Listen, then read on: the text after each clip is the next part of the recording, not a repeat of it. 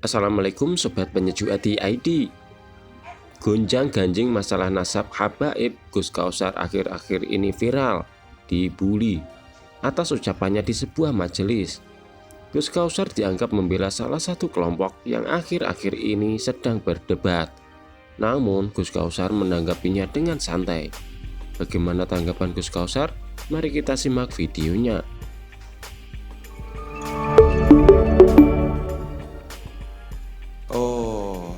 Nggih.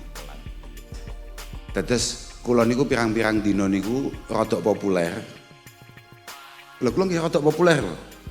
Masih mboten sepopuler Ikdam nggih, kula nggih moh lek populer model ngoten niku. Tapi pirang-pirang dina niki kula niku pancen rada sering metu ting media-media sosial. Mergo kula niku dianggap membela satu dari dua kelompok yang kemudian yang kebetulan lagi berdondi, lagi napa namanya berdebat. Entah dianggap membela atau tidak, sebetulnya saya tidak ada kepentingan untuk itu semua. Cuman kepentingan saya ya kayak apa tadi yang disampaikan oleh Mas Ikdam di penghujung omongannya tadi. Kepentingan kita adalah mengingat-ingat betul bahwa Allah Subhanahu wa Ta'ala itu melarang secara keras kepada kita semua untuk kita ini bercerai-berai, untuk kita ini enggak kompak, untuk kita ini tidak bersatu. Nggih Pak Polisi, bersatu niku mboten namung pedoman jenengan dari polisi tok mboten. Wong Islam niku hakikate keberadaannya harus mampu menjadikan suasana sejuk, suasana benar-benar nyaman, kompak, saiyek saeko proyo. Kemudian ada beberapa perdebatan, ada beberapa hal-hal yang rame tidak jelas asal usulnya bagaimana, kepentingannya apa, apalagi manfaatnya apa. Ngaten. Lah padahal kula tasih emut didhawuhne kali Imam Auza'i, didhawuhne idza aradallahu biqaumin syarra fatahahum babal jadal wa mana'ahum al-amal. Jadi kalau Allah Subhanahu wa Ta'ala sudah tidak ingin satu bangsa itu maju, satu bangsa itu kokoh, maka oleh Allah Subhanahu wa Ta'ala akan dibuka pintu perdebatan, pintu perpecahan, pintu perbedaan, dan kemudian kreativitas, produktivitas itu menurun. Indonesia semakin ke sini tidak menunjukkan tren positif terkait kinerja. Tapi media sosial kita penuh dengan hal-hal yang sangat tidak produktif. Geger tok, enake wong beda tok. Lah terakhir kuwi gegerne urusan ngurusi iki anake sapa, iki keturunane sapa. Lah kula nggih santai mawon, medal niku kula nggih jawab ae. Kepentingan kita apa? Untuk ngurusi ki anake sapa? Kepentingan kita adalah menghargai terhadap sesama, siapapun itu orangnya. Anaknya siapa itu tidak menjadi penting.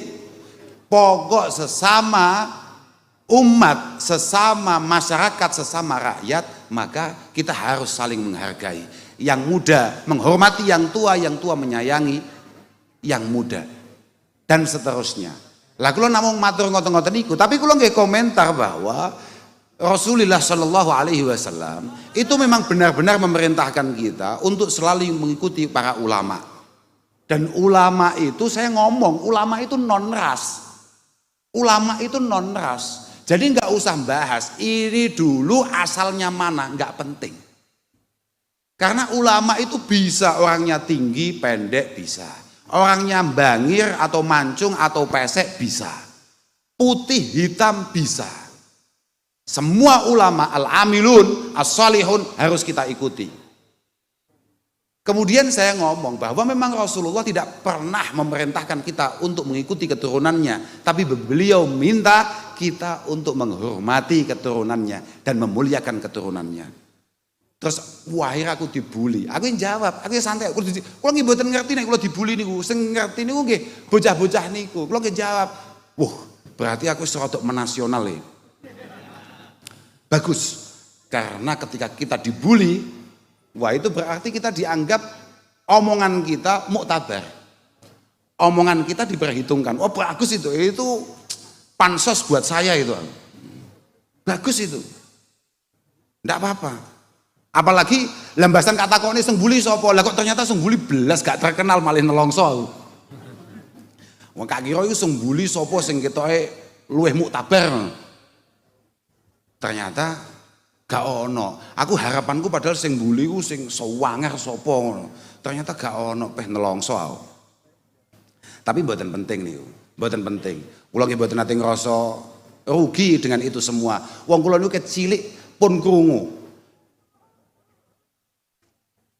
Tidak ada satu orang pun yang akan selamat dari cibiran dan bulian orang lain. Sampeyan kabeh ojo ngerasa sampean bisa selamat dari bulian, dari cemoohan orang lain. Jangan ada yang merasa seperti itu. Mbok sampean wis kiai, sampean wis sepuh, sampean gak ono sing iso selamat saka rasan-rasane wong. Walau annahu dzakan nabiyul mutahharu. Walaupun itu adalah Rasulullah sallallahu alaihi wasallam yang jelas-jelas sudah disucikan oleh Allah Subhanahu wa taala. Gak iso, kabeh iku tetep gak selamat saka rasan-rasane wong.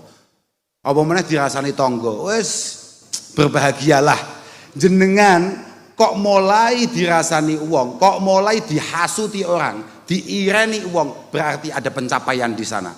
Jenengan umure 40 tahun kok durung dirasani uang, diireni uang, berarti tidak ada karya yang sudah panjenengan lakukan. Nelongso jenengan. Makanya jenengan Pak Pri, kok enten tiyang mboten demen kali jenengan tenang mawon. Maklum wong jenengan niku pimpinan lho Pak. Jenengan berharap semua anak buah jenengan, semua karyawan jenengan semuanya cinta kepada jenengan, itu adalah harapan yang tidak mungkin pernah terwujud. Jenengan akan memuaskan semuanya, itu tidak mungkin. Satu-satunya yang bisa panjenengan lakukan adalah memuaskan, mencari ridho penciptanya. Sudah itu saja, yang lain gampang nih. Tapi memang kita kewajiban untuk kemudian mencari kebaikan kita di antara sesama. Karena jenengan uapi mbek pangeran, jenengan poso, jenengan sholat, jenengan kaji, tapi kemudian panjenengan tidak menjalin hubungan dengan makhluknya, itu wangel Pak mlebu surga Pak, tenan Pak. Wangel mlebu surga niku.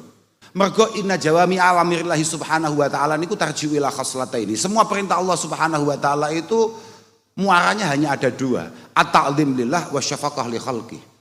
Semua perintah Allah Ta'ala itu urusannya mesti berkaitan dengan dua hal. Yang pertama adalah bagaimana kita mengagungkan Allah Subhanahu Wa Ta'ala sebagai pencipta kita semua. Yang kedua adalah bagaimana kita memuliakan sesama.